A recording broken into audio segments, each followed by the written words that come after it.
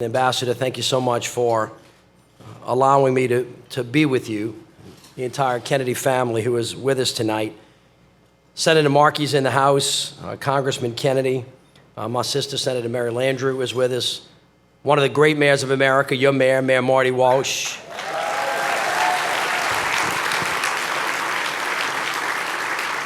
Tom Cochran, who is with us, who is the CEO of all of the mayors of America, the U.S. Conference of Mayors, is with us tonight. Tom, thank you so much for your leadership as well. To Ron Sargent, who chairs the foundation with Brian Moynihan, to the award committee, the indefatigable Al Hunt. Al, thank you. Carville, thank you. I appreciate it. James is in the house, a raging Cajun. Give him a round of applause.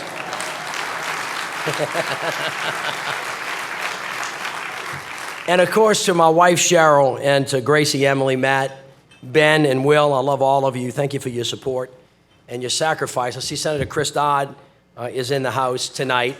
Chris, it's great to see you. The ambassador mentioned my sister Mary, who served not only in the state legislature, but as the state's youngest treasurer and then became the senator for many years. When she cast her vote for the Affordable Health Care Act and on the shoulders of Senator Kennedy, it may have been the vote that brought that law into being, and it may be the vote that actually cost her her political career, so that millions and millions of Americans could have access to affordable health care. That, Mary, was an incredible act of courage, so thank you for all of your work.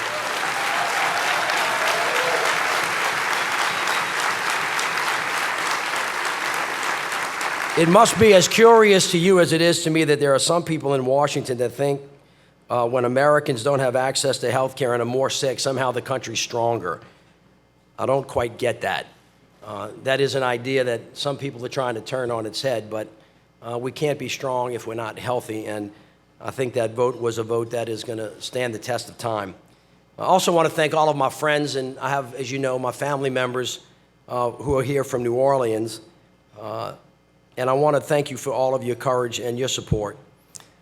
I really think the only way to begin tonight is for me to acknowledge just up front how unworthy I feel of this award and how insufficiently capable I am of processing the very strange emotion for me, a deep humility upon accepting it, especially in light of all of those who have gone before and who have been given this award.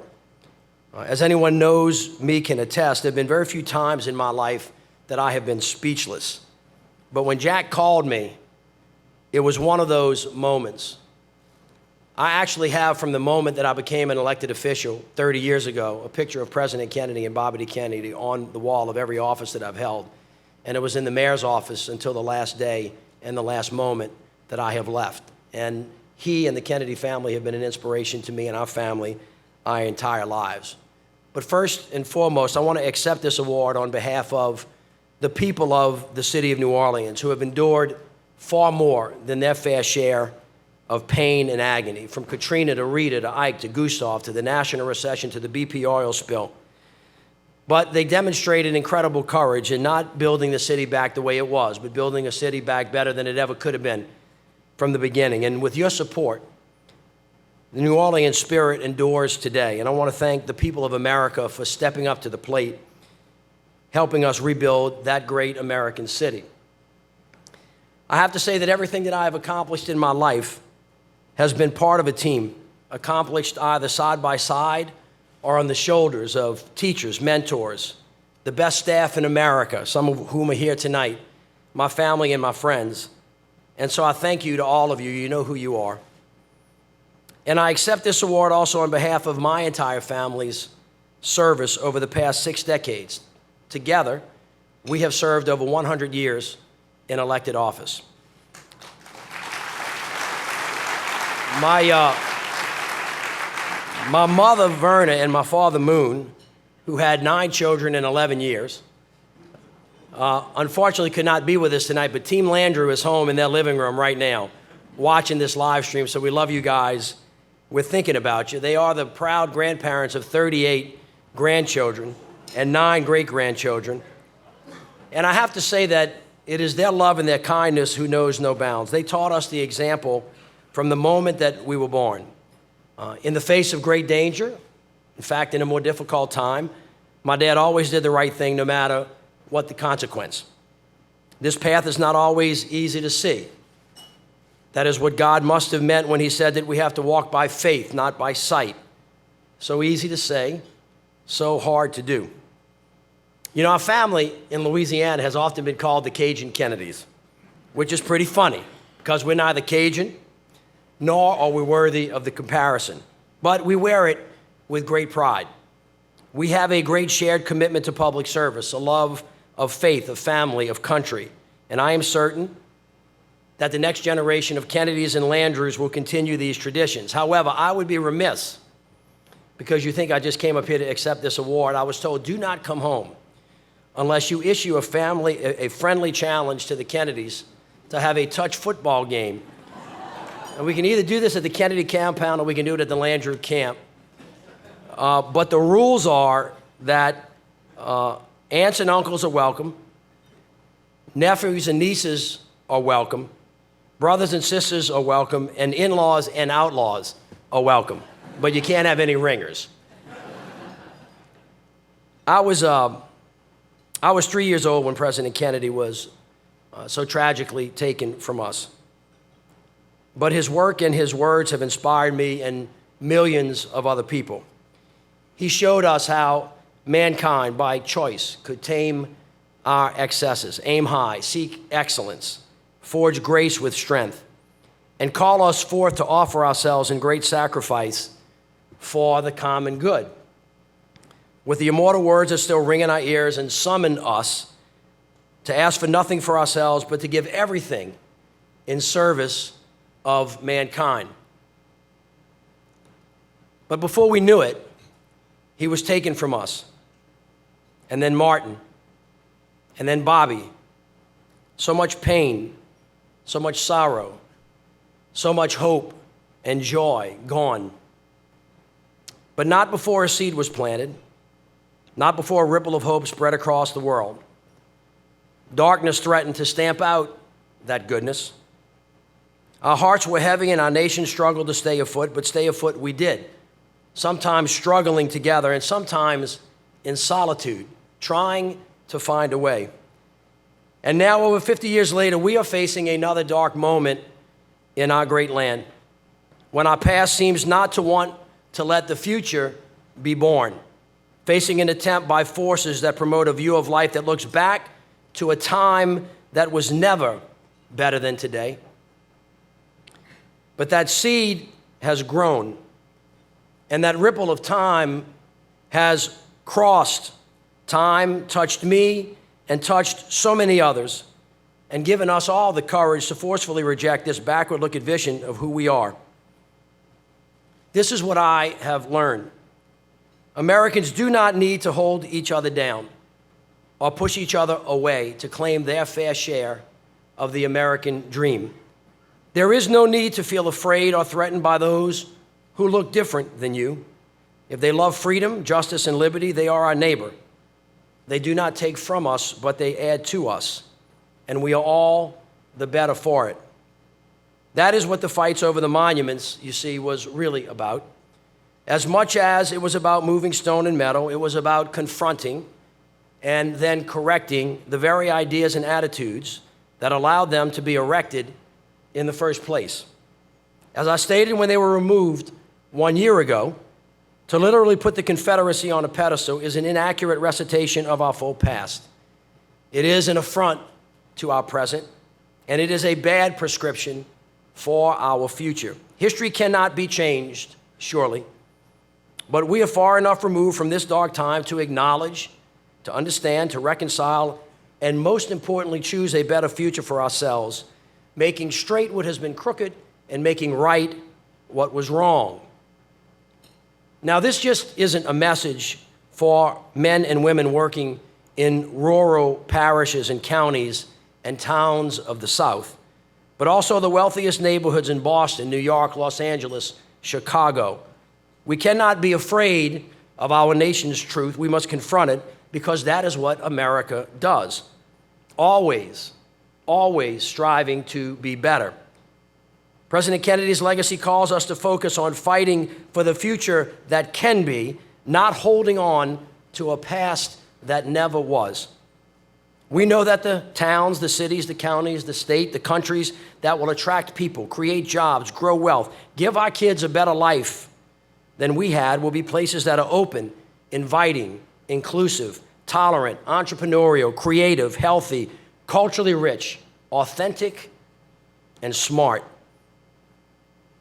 You see, the future does not belong to the place that closes its door to those seeking refuge. The future does not belong to a country that closes its heart to our Hispanic brothers and sisters who in New Orleans helped us rebuild. The future does not belong to a place that bans our Muslim neighbors who assert their constitutional rights of religious liberty to choose his or her faith, or the country that rejects those who have the right to be free from discrimination because of who they choose to love. The future does not belong to a country who closes itself off to young African-American boys and girls who still feel left out of the mainstream, and it certainly does not belong to a place where working-class men and women in the heartland who feel left behind by an economy that feels rigged and rewards only a few who every day fight the temptation to turn on each other because they know in their marrow that diversity is this nation's calling card to the cause of freedom and liberty. This notion is central to our American aspiration. It is central to who we are as a people. And it is why it is so important that we have to confront our history. We cannot change history, but we can surely learn from it. It is important to say that not everyone who disagrees is a racist. There's a lot of room for disagreement in our democracy. And it is true that everyone has to take their own journey on race. But my friends, this is a very rocky road that must be walked, and we cannot continue to ignore it. You cannot go over it, you cannot go under it, you cannot go around it. It's tough, but we have to go through it. And we are not yet finished in this country going through it. We also must be clear, especially when those in the highest office in the land equivocate. There is no place for the notion of white supremacy at the civic table in America, because the essential idea of America is that we all come to the table of democracy as equals. When you reject this idea, you reject the idea of America herself. Of course it'll take courage, but we have to reject these dark notions and reclaim a real and a true patriotism rooted in President Kennedy's forward-looking, inclusive vision for America. We have to reaffirm our commitment to a future where each citizen is guaranteed the uniquely American gifts of life, of liberty, and yes, the pursuit of happiness. That is what really makes America great. And today it is more important than ever to hold fast to these values and together say a self-evident truth that out of many we are one, because we are one nation, not two, indivisible with liberty and justice for all, not some. We are all part of one nation, all pledging allegiance to one flag, the flag of the United States of America. It is in this unity that true patriotism, that real patriotism, is rooted and flourishes. The lessons of our past have taught us that freedom is not free. It is only purchased with sacrifice, the ultimate sacrifice quietly and humbly made by so many. This kind of courage can only be summoned in the unity of purpose and in the communion of like-minded souls who somehow, some way, find each other miraculously through the grace of God, one courageous act leading to another. In this one brief moment, and in this challenging time when our government is pushing us backward, at a time when the truth is disposable and deceit is used as a strategic weapon, when the echoes of past injustices linger just beneath the surface, waiting to burst forth like a broken dam, we need courage not just from politicians, but from ordinary Americans in every corner of this land and everywhere in between. Our democracy is counting on each and every one of you and in your countless acts of selfless courage to do your part. You see, when millions of us do just our small part at the same time, there is no mountain too high, no task too daunting, no dream too big. So to every American listening, you may not be the tallest or the strongest or the best looking or the richest or the fastest or the smartest or the most well-collected. You may look different, love different, you may pray different. It is of no moment, no matter. We must all choose to find a way or make one, because this is our America. You know this well, as Tennyson eloquently laid out in Ulysses. Though much is taken, much abides. And though we are not now that strength which in old days moved heaven and earth, that which we are, we are. One equal temper of heroic hearts, made weak by time and fate, but strong in will, to strive, to seek, to find, and not to yield. That is our sacred duty. Let us pray that when we are called upon, each of us in our own special way, we'll muster the courage to do our part, to preserve the values that make our country a beacon of hope, of freedom, of liberty, and of justice. President Kennedy would have expected no less from all of us. Thank you all very much. God bless you, and may God bless the United States of America.